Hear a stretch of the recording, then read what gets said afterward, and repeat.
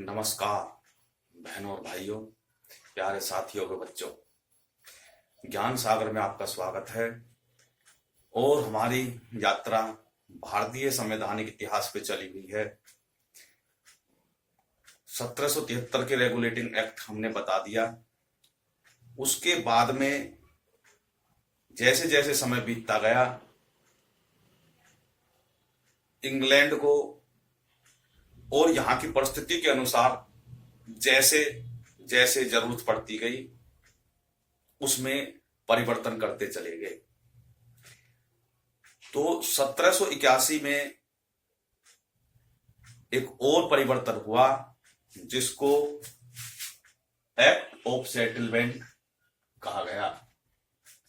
इस act of settlement के में क्या हुआ कि जो 1773 के रेगुलेटिंग एक्ट के अनुसार जो उनको विधि बनाने की जो परमिशन मिली हुई थी, उसमें एक और एक्ट आ गया।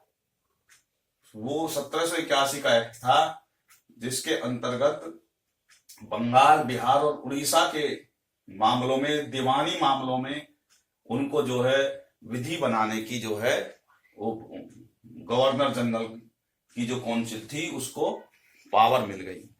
अब दो तरह की शक्तियां उन्हें मिल गई विधि बनाने के लिए। एक तो 1773 के रेगुलेटिंग एक्ट से और दूसरा इस सेटलमेंट एक्ट के द्वारा, और ताकि काम जो है सुचारू रूप से आगे बढ़ता रहे।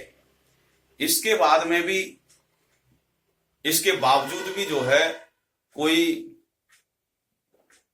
कामकाज में कोई बढ़िया सुधार नहीं हुआ, संतुष्ट नहीं हुए, और ब्रिटिश सरकार को लगा कि हमें और थोड़ा नियंत्रण इन पे करना चाहिए।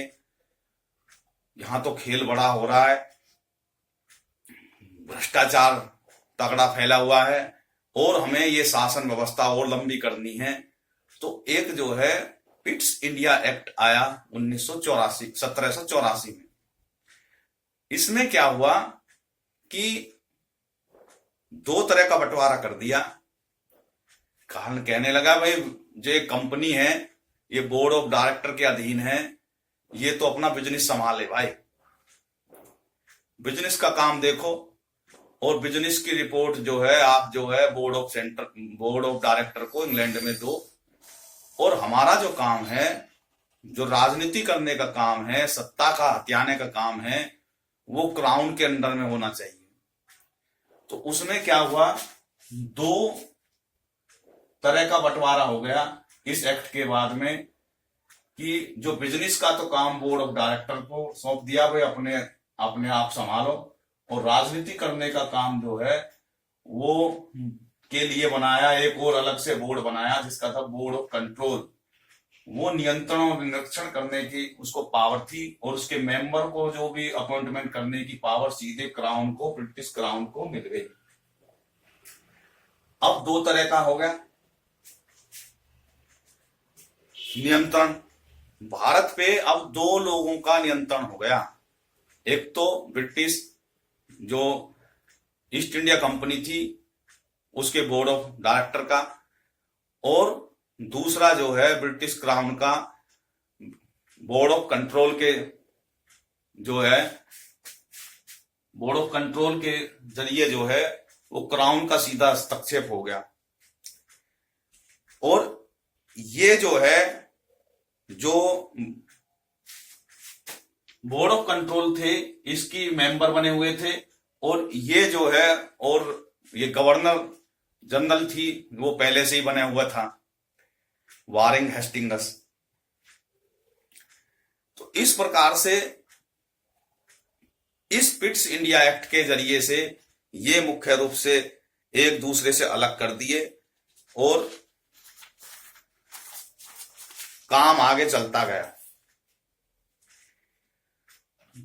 लेकिन ब्रिटिश सरकार इस बात से जो है भी खुश नहीं थी कि भाई इनकी सब जो ईस्ट इंडिया कंपनी जो है इनकी हमने कंट्रोल तो कर दिया, लेकिन अभी भी वो पूरी तरीके से कंट्रोल करना चाहते थे कि भाई ये जो बिजनेस जो के करने के आड़ में जो खेल खेल रहे हैं यहाँ पे, और घूसखोरी कर रहे हैं और अपने घर भर रहे हैं और सरकार को कुछ नहीं मिल रहा और खर्चा कर रहे हैं हम। तो उन्होंने कहा कि भाई ये जो कर्मचारियों की जो तनख्वाह है, ये भी जो है आपको यहां से जो भी राजस्व मिल रहा है इसमें से ही देनी पड़ेगी। ये धीरे धीरे जो है हमारे बस की नहीं है, इसको संभालना, खर्च उठाने के लिए भाई आपको जो है ये भी आपको देनी पड़ेगी। और उसके बाद में 1793 में एक और थोड़ा परिवर्तन हुआ, ये खींचतान को चलते हुए उन्होंने कहा कि भाई 20 साल और जो है ये व्यापार करने की अवधि और बढ़ा दी। जो व्यापार करने की ईस्ट इंडिया कंपनी को 20 साल की अवधि और बढ़ा दी। उन्होंने कहा भाई ठीक है, आप 20 साल और व्यापार करें। तो इस प्रकार से जो पिट्स इंडिया एक्ट आया, पिट्स इंडिया एक्ट में जो है दो बातें थी। एक तो थी कि भाई राजनीति अलग कर दी, बिजनेस अलग कर दिया। राजनीति करने के लिए बोर्ड ऑफ कंट्रोल बना दिया और उसके मेंबर नियुक्त होते थे सीधे क्राउन के हस्तक्षेप से। और दूसरा जो बिजनेस वाले के लिए बोर्ड ऑफ डायरेक्टर उनका था ही अलग से, और इनके ऊपर गवर्नर जनरल और उसकी काउंसिल थी 4 सदस्य, और एक सुप्रीम कोर्ट पहले 73 के एक्ट से बन गया था।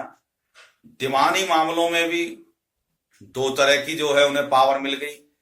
एक तो सेटल एक्ट ऑफ सेटलमेंट जो है 1781 का, और दूसरा पहले ही रेगुलेटिंग एक्ट से उन्हें पूरे बंगाल, बंबई और मद्रास में विधि बनाने की जो है परमिशन उन्हें मिल गई थी उनके मामलों को देखने के लिए। तो इस प्रकार से धीरे धीरे ये आगे बढ़ता गया। अब इससे आगे जो है 1813 में एक राजलेख आया और 1833 में एक राजलेख आया। इसको हम अगली वीडियो में बताएंगे, क्योंकि ये थोड़े मिलते जुलते से हैं और जो भी कोई वीडियो देखेगा वो कंफ्यूज हो जाएगा कि कौन सी बात किस में बताई जा रही है। तो क्योंकि हमें तो जब हम पढ़ते थे हमको पता है कि कितने ये कंफ्यूजनेबल थे। आज हमारे ये कंसेप्ट क्लियर है, लेकिन हम नहीं चाहते कि जिस प्रकार से हमने ये कंसेप्ट क्लियर करे हैं उसी तरीके से और भी अपने कंसेप्ट क्लियर करें, क्योंकि भूल जाते हैं कौन सी बात किस में थी। ये सब तार जुड़े हुए हैं एक दूसरे के, उन तारों को पकड़ के चलेंगे। तार क्या थे कि भाई पहले तो बिजनेस करने के लिए अंग्रेज आए, 150 साल तक वो चुपचाप बिजनेस करते रहे। सारे राजा महाराजाओं से उन्होंने पींगे बढ़ाई और उनको तोहफा देते, शराब पिलाते और अपने साथ पिकनिक मनाने के लिए उनके राजकुमारों को, और कहते हमारे यहाँ पढ़िए बहुत अच्छी व्यवस्था है, और उनको अपने कल्चर में ढाल लिया।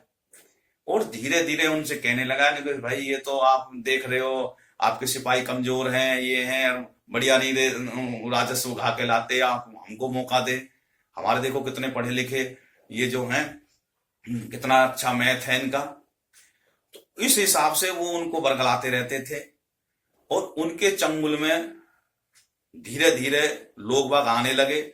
उन्होंने धीरे धीरे अपने फौज फैड़ा इकट्ठी कर ली और 1767 में, 76 में, 57 में जो है, उससे पहले उन्होंने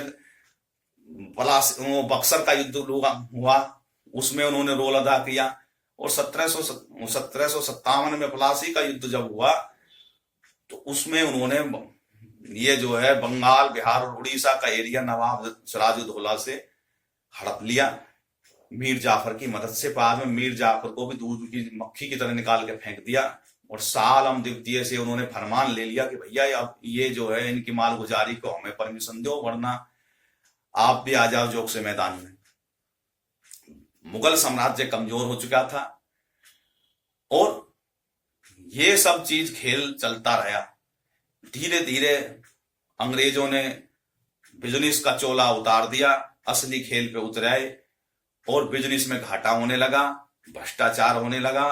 उन्होंने भ्रष्टाचार को रोकने के लिए धीरे धीरे परिवर्तन करे और जैसे जैसे उन्होंने कहा राजनीति अब इतना राज तो हमें मिल गया, और उनकी जरूरतों को पूरा करने के लिए हथियार, गोला बारूद और कंट्रोल करने के लिए जैसे जैसे व्यवस्था में जरूरत पड़ी, उसी हिसाब से वो थोड़े थोड़े चार्टर बना बना कर भेजते थे। इस प्रकार से ये जो है आगे कानून बनाने की, विधि बनाने की जो है भारत में जरूरत होती गई। तो अब अगले वीडियो में हम जो है 1813 और 1833 के चार्टर के बारे में बताएंगे। इस वीडियो में इतना ही। बहुत बहुत धन्यवाद।